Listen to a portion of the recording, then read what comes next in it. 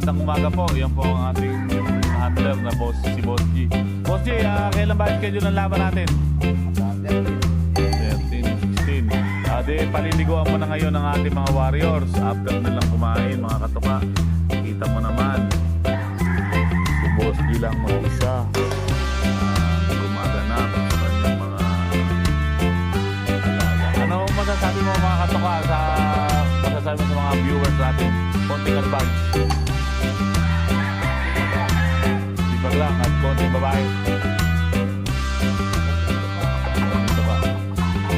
Diyan po siya nagpapaalam